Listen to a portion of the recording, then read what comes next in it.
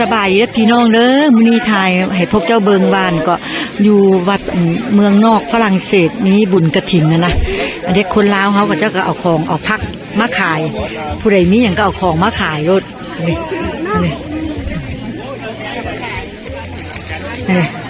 มีบัตรไผอยากซื้อหยังก็มาซื้อตีนกอกตีนไก่สลีนี่ถุงเท่าใดนะถุงละ5มีจักมาน3มานขึ้นแต่มันมีตัวน้อยตัวใหญ่แม่นว่ะเอาหมูก็ไปใส่ละอันนี้ไผมีหยังก็เอามาขายทอดเก็บหมอกเก็บหมูพวกเจ้านี่ปลาล่าก็มีขายมาปลาล่าอันนี้ปลาล่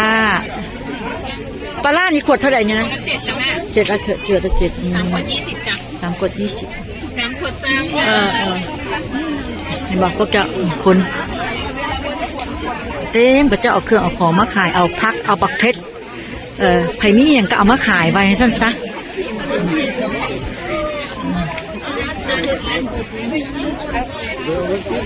ไปเอาเลยเนี่ยบักเขือถุงเท่าไหร่นะถุงเท่าไหร่ก็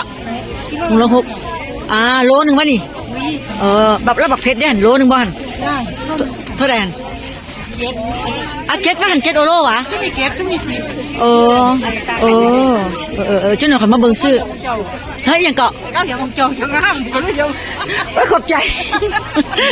เด้อเจ้าหน่อยสิมาอุดหนุนซอยเด้อลาจูป้าละใส่ละซุปล่ะเดี๋ยวก็โอเคเอาเจ้าบ่เป็นเมียอ้ายนะเห็นป่ะเมียอ้ายอย่างว่าก็ลืมซื้อแล้วล่ะผัวเจ้าเราไม่ได้มาป่ะผัวของฝรั่งผัวเจ้าอันนี้มันเป็นอ้ายนะไม่ค่อยลงละที่เราขันมาซื้อซอยเด้อเอาขอบใจมาเลยยันอันนี้พวกเจ้าเบิ่งเด้อพวกเจ้าเด้อไผ่พี่ยังก็เอามาขาย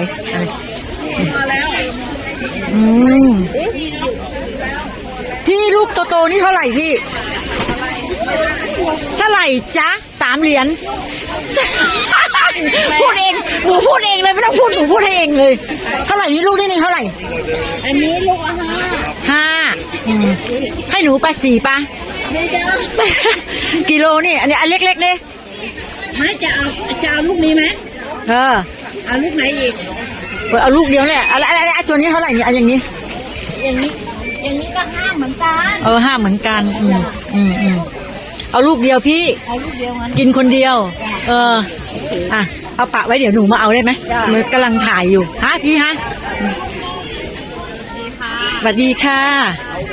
อันนี้ก็เฮ็ดเห็นบ่อันนี้ก็ขนมอยากจะทราบดีสุดเลยคุณเมลองใช่น้องค่ะเบิ่งแม่ค้าคนสวยพวกนี้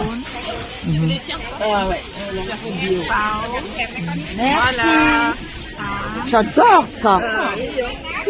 อันนี้ก็ข้าวจีเนาะข้าวจี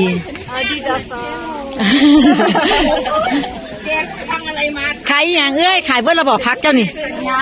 ปักเพชรเจ้าอะไรฮะน่ะ2 โล5 ครึ่งโลบ่ครึ่งโล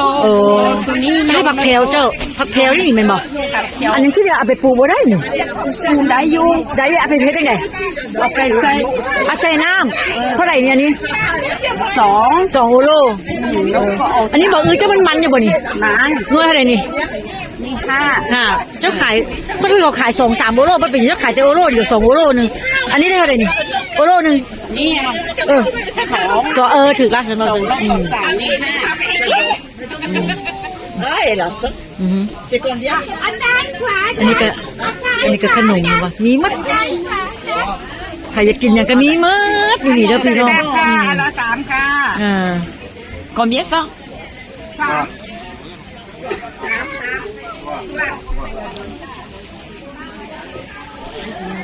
ขายพักบ่สบายดีนะวันจะเป็นได้ลูกไผ่ดีเนาะเห็ดเครื่องเห็ดของขายเอาพวกเจ้าเซ็ตก็มายังเซ็ต2อันนี้เท่าไหร่พี่นี่3มาเด้อผู้ใดมักกินของหวานพวกเจ้าแถวนี้มีมั้ยแซ่บเด้อของหวานนี่แซ่บแมนกินหลายกันแล้วบ้างเบาหวาน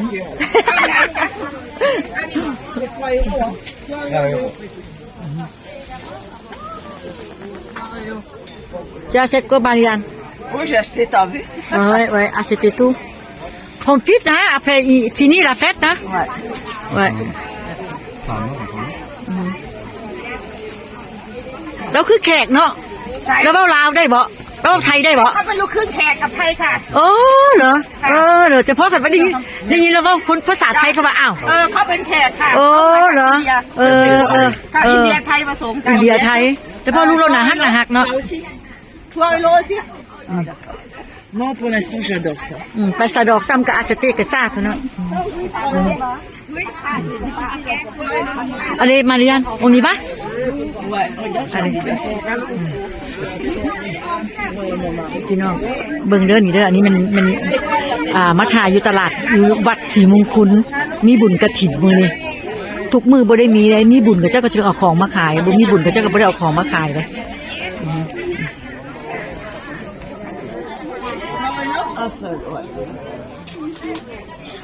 จะจับกล้องให้ข่อยแบบนี้เด้อบ่จับแบบนี้เด้อบ่ต้องขึ้นไปใส่จับแบบนี้เด้อ จับกล้อง นี่ของ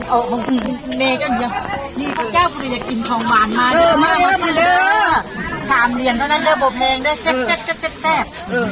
แซ่บพร้อมรับประกันเลยไม่แซ่บประกันเลย หมูท่านบ่แซ่บหมูซื้อบ่นี่ เอาขึ้นมากบ่แซ่บ C'est vous qui faites ça, ouais. เอลิฟอร์ Elle est forte, ça. ขอบใจเด้อบ่ต้องหมดเด้อไปหมดมันนะบ่ได้หมดที่อ้ายขอบใจหลายๆเด้อ แม็กซี่ แม็กซี่อ่ะ แม็กซี่ เอาเจอกันคลิปหน้าต่อนะพวกเจ้าเนาะคลิปนี้เท่านี้กันเด้อMarianne, allez, achète, Marianne. La Marianne, ça dort ça, là, tu veux pas? C'est combien, ça? C'est 4 pièces pour faire. C'est qu'est-ce qu'il y a là-dedans? La viande, poulet. et poulet. C'est bon, hein? Achetez. Ça fait quoi? C'est pour faire faux? Oui. Khẩu phun 5 euro. Achète euro. Achète pour ton mari, là. C'est pas ça frites. Il y en a pas son, il y en a pas. Il y en a beaucoup. C'est difficile à faire, hein? Il faut acheter, hein? Si c'est pas la fête, il n'y en a pas, hein? Allez, profite, achetez un pong, hein? Achetez tout. Allez, un pong, hein? Tiens. เห็นป่ะเคยบอกให้ซื้อก็ต้องซื้อตามความเคยบอกว่าเป็นยังเกินคิดหนาเลยพี่น้องเอาโชคดีเด้อโชคดีอ่ะบ๊ายบาย